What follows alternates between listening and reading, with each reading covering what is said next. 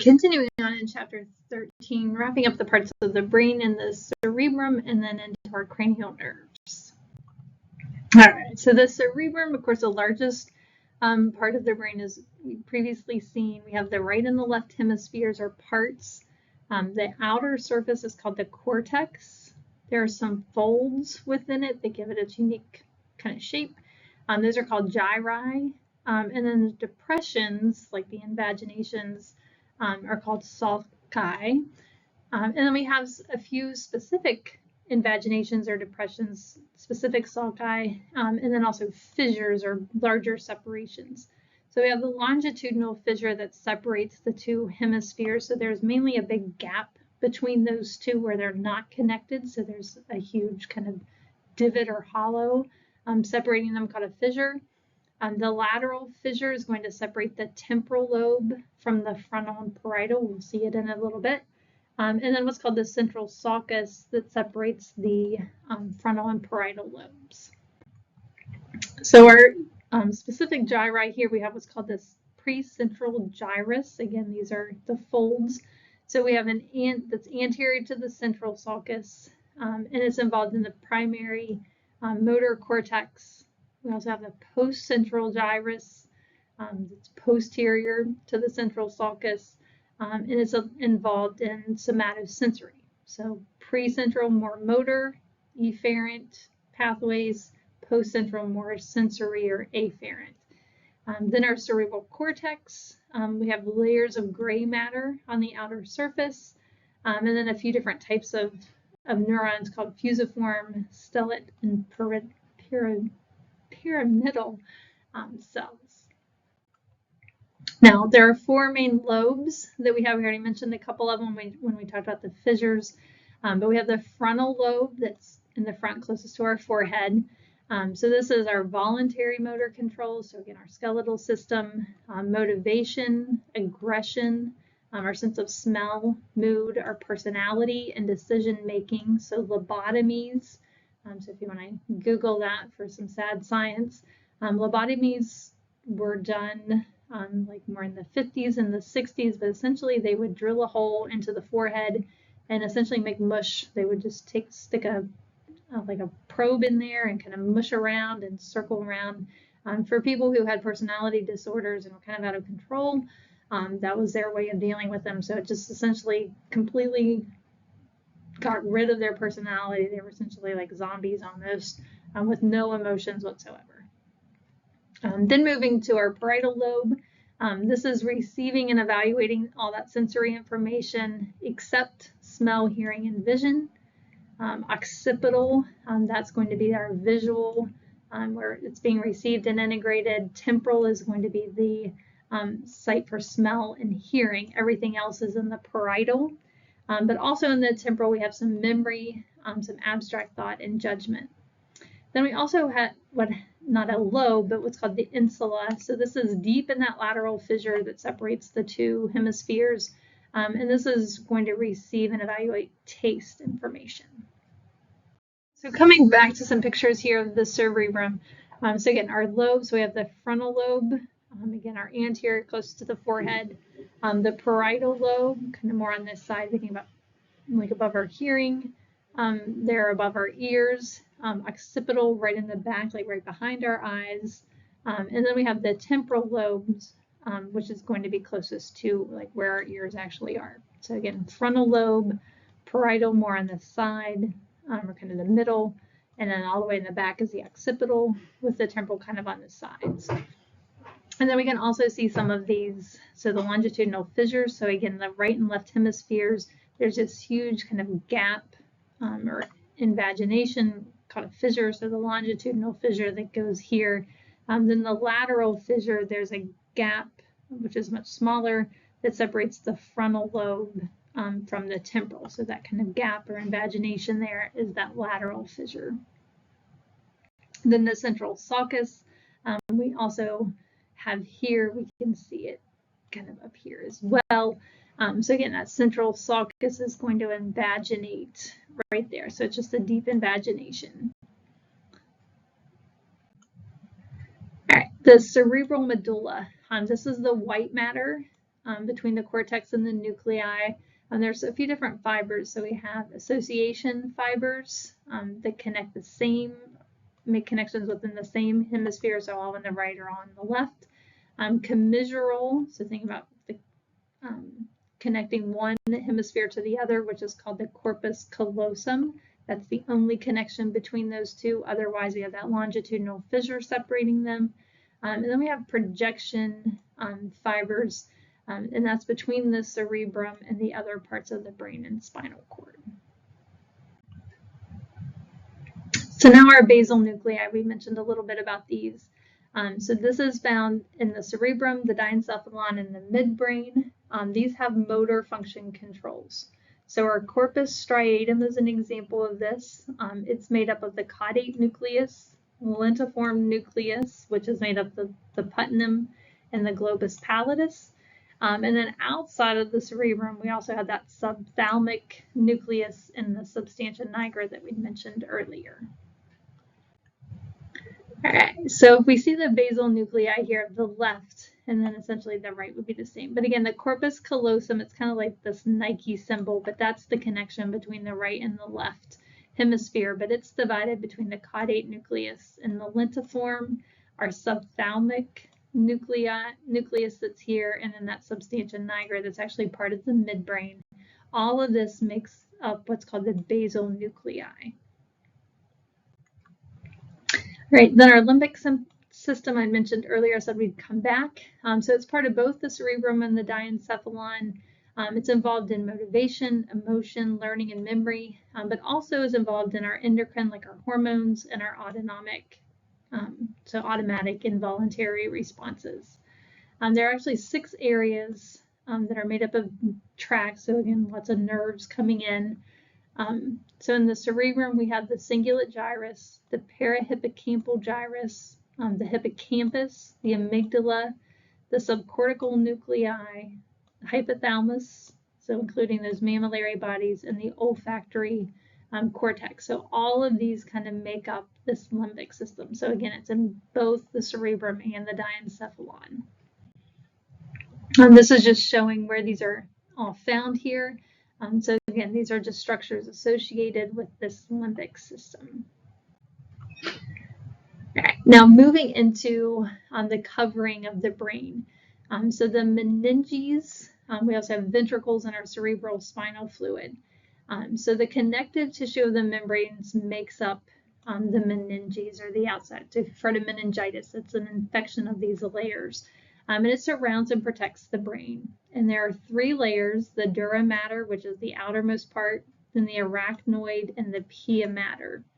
And then that creates some spaces in between. So we have the subdural space and then the subarachnoid space, and that's where the cerebral spinal fluid is going to come from.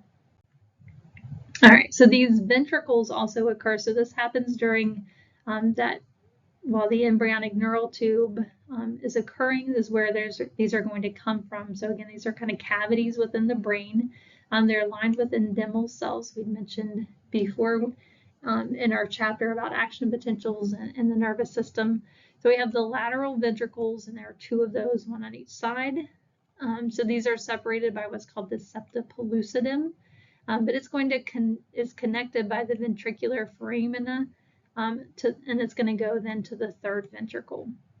So our 3rd ventricle is in the diencephalon, so again, like our hypothalamus, subthalamus, thalamus, and it's connected to the 4th ventricle by what's called the cerebral aqueduct. And then finally, our 4th ventricle, that's down in the midbrain and the pons and the medulla. It's continuous with the spinal cord, and it's connected to the subarachnoid space by the lateral and medial, what are called apertures.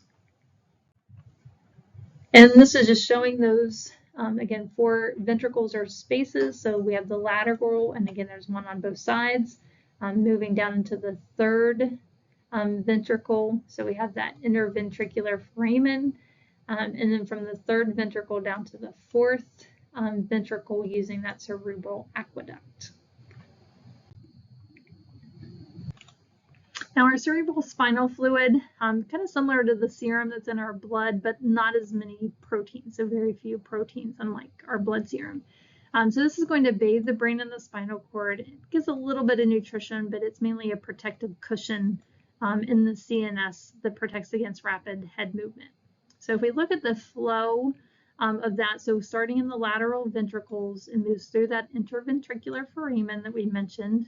That connects to the third ventricle, then through that cerebral aqueduct to the fourth ventricle, then through those apertures to the subarachidonic space, to the what are called arachnoid granulations. We're going to talk more about these, into what's called the dural sinus. Now, where does that get produced? So we'd mentioned this before in our other chapter about the nervous system. So the choroid plexus, that actually produces that cerebral spinal fluid that fills the ventricles and other parts of the brain. It has those endymal cells. That was one of the functions of those we'd mentioned in that chapter. So that also includes their support tissue and blood vessels. And it's formed by transport of water and solutes using that sodium concentration gradient. Again, there's a lot of sodium outside, not as much inside, so that as sodium comes in, it helps transport water and solutes. All right, and this is just showing that flow, just more of a visual diagram of it. So again, it starts in the choroid plexus. So it's produced by the choroid plexus in each ventricle. So it passes from the lateral ventricles through the interventricular foramen. So showing, first here with our lateral ventricles, and this is just showing it blown up down here a little bit so we can see those endymal cells that are actually producing it. So it's going to be coming out of there, going through that interventricular foramen that connects it to the third ventricle. Then we have the cerebral aqueducts that is here. It's going to connect it then to that fourth ventricle. And then the cerebral spinal fluid can actually exit the interior of the brain only from the fourth ventricle. So it cannot get out of the lateral or third ventricle, but some of it can leave through the fourth ventricle. Then it continues to also flow through that central canal into the spinal cord. However, parts of the central canal are actually closed off in adults, so it doesn't always go and circulate a whole lot in the spinal cord. Now back to these arachnoid granulations that we mentioned in the previous slide. These are kind of like little finger-like protrusions, and that's what we're seeing here in our enlarged diagram here. But they penetrate into that dural sinus, and it passes that fluid-like or blood-filled venous sinus through these granulations, and then from that dural sinus, the blood drains into the jugular, and then ultimately into circulation. All right, so then a little bit more about this blood supply. So of course, the brain needs lots and lots of blood. So it actually receives about 15 to 20% of all the blood that leaves the heart. So interruption of that causes us to kind of pass out or become unconscious and can cause irreversible brain damage.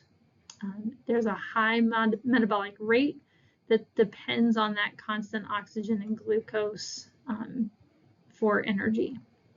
So it receives that through, of course, arteries. They're called the enterocarotids.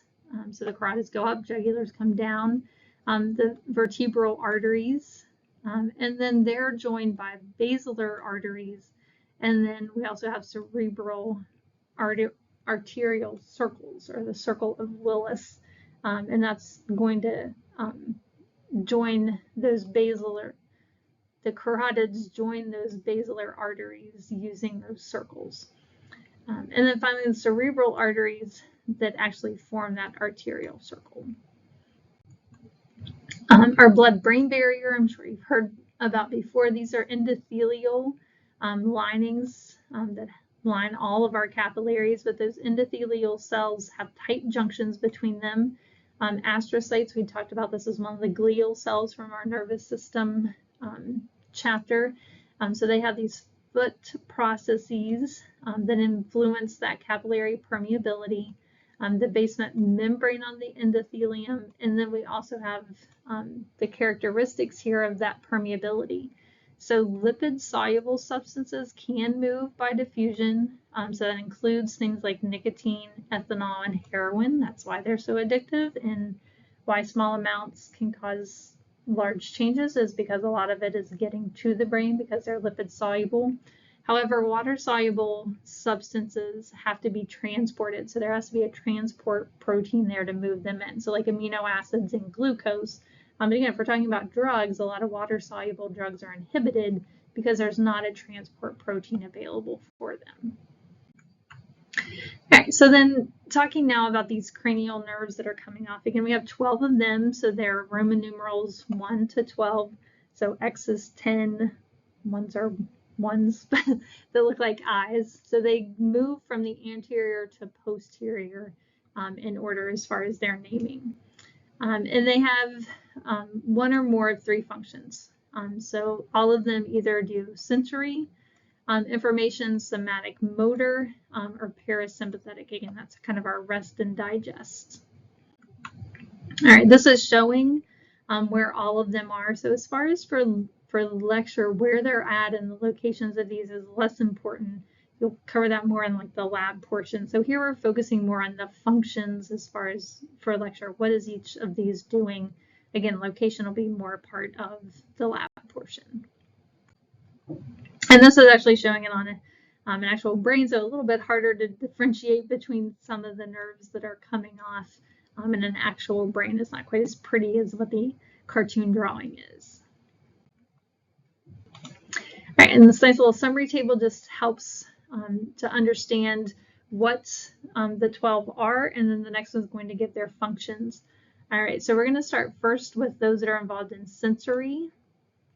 So cranial nerve 1, which is called the olfactory nerve, cranial nerve 2, which is the optic nerve, and then 8. So if you're not super familiar with Roman numerals, V is 5, and then if the number comes on the right-hand side, we add to it. So we have 5, 6, 7, 8. So that's called the vestibular cochlear. So again, it's a sensory, involved in sensory information. Then the somatic motor. So we have 5 of these that are involved. So this is cranial nerve 4. Okay, so again, the V is 5, but if it's on the left-hand side, then we subtract from it. So we're subtracting 1 to give us 4. 6, same thing, X is 10. If it's on the right-hand side, we add to it. So this is 11. This is 12, and then it's sometimes called 13 too, but we're just going to do 12 and call it hypoglossal. So the trochlear nerve, the abducens, and the accessory and hypoglossal are all involved in somatic motor. Now the trigeminal, which is optic nerve 5, it has both somatic motor and sensory functions. Oculomotor, which is cranial nerve 3, it has somatic motor, as the name's kind of implied, but also parasympathetic, so that rest and digest. And then the last 3, which is 7, 9, and 10, so the facial, glossopharyngeal, and the vagus nerves, they have all 3. So they're involved in somatic motor, sensory, and parasympathetic functions. And now we get into all the specifics about what each of these nerves, and some of them are more intuitive than others. All right, so starting with the olfactory, so that is our sense of smell. Optic nerve is vision. Oculomotor, so now we have motor of the optic nerve. So this is movement of most of the eyes and the upper eyelid. Also some parasympathetic, so talking about movement and accommodating the eye. Again, rest and digest. The trochlear is motor to one of the eye muscles. Trigeminal, this is both sensory and motor functions, so this is quite a bit of the face and around the face, but we also have the facial nerve coming up. But we have the scalp, the forehead, the nose, the eyelids, the cheeks, again, the lips, the tongues, and then also the motor as far as mastication, which is our chewing, back in the soft palate, the throat, and the middle ear.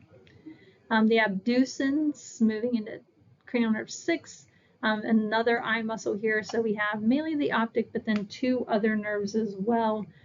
or two other nerves, yes, as well, that help with moving the eye. Then the facial nerve, cranial nerve 7, so we have taste, external ear, and the palate. So then motor, we have muscles that determine facial expression, hence the name, but also the throat and the middle ear. Parasympathetic, again, rest and digest. We're talking more about glands now, so salivary glands, lacrimal, think about crying, and then also the navel cavity and nasal cavity and the palate. Then cranial nerve 8, the vestibulocochlear. So vestibular is our balance, and then cochlear is hearing. The glossopharyngeal, so has sensory, motor, and parasympathetic. So here we have taste, our pharynx, which is the throat, the tonsils, middle ear, carotid sinus. Then motor also to the pharyngeal muscles, so again our throat, so like swallowing, and again more to the salivary glands. So you'll see some of these in a couple different places because again, like with chewing, some control one part of the tongue, others other parts of the tongue. So I'm not specifying which part of the tongue, just understanding multiple nerves comes into different parts of the tongue and the ear and some other places. Then the vagus nerve, so we have again sensory, motor, and parasympathetic. So we have again to the throat and the larynx, the thoracic and abdominal organs also involved in sensing of taste. Motor, again, that soft palate, the larynx that include their voice production and the tongue. And then finally parasympathetic in that thoracic and abdominal viscera. Then the accessory, which is cranial nerve 11. This is motor to the sternocleidomastoid and the trapezius, so like moving our shoulders. And then hypoglossal motor more to the tongue and the throat muscles. Okay. And then finally, our reflexes here that are involving those cranial nerves. So the vagus nerve, which is cranial nerve 10, a lot of reflexes here are related to heart rate, blood pressure, and respiration. Reflexes involving both the cranial nerves and the brainstem, so things like turning the eyes toward a sudden noise, touching on the skin, flashes of light, eyes tracking a moving object. We also have reflexes using cranial nerves 8, 5, and 7. These contract muscles that are associated with middle ear to protect the ear. Chewing reactions, all of these are reflexes controlled by the vagus nerve. And then what we have here, just kind of ending up, are some representative diseases, not all inclusive at all, but showing some disorders of the CNS and the cranial nerves. So if we look first at some CNS, so aneurysms, so this is excessive dilation or ballooning of the arteries that can cause hemorrhaging. So a brain aneurysm is essentially a hemorrhaging of an artery that causes a brain bleed. The opposite is stroke. So this is a loss of blood flow to the brain. That's caused by like clogged arteries or something that leads to death because it's not getting that oxygen and glucose it needs. Of course, concussions we hear a lot about in sports. So this is a blow to the head that produces typically loss of consciousness, but it can lead to symptoms like headaches, fatigue, mental tasks can become hard, that type of thing, kind of jolting the brain essentially. And the cerebral compression, you don't hear as much about this one, but this is increased intracranial pressure, can be due to hematomas, again, like a bruise essentially, hydrocephalus, which is not having enough like cerebral spinal fluid because from tumors and stuff. But again, it's compressing or putting pressure on the brain. And then looking at some of the cranial nerve disorders, so we have the trigeminal neuroganglia. So this is sharp pain in the face involving that trigeminal nerve. Migraines are actually involved with those cranial nerves, like the one you've heard the most about. So severe headaches, facial palsy, which is paralysis of those facial muscles. And then herpes simplex 1. So this one we talk about because this the herpes virus can become kind of latent or dormant, and it's because it actually hides inside of the brain, but it causes lesions or sores on the lips or the nasal area, But again, it remains dormant in that trigeminal ganglia, so it hides in one of those cranial nerves.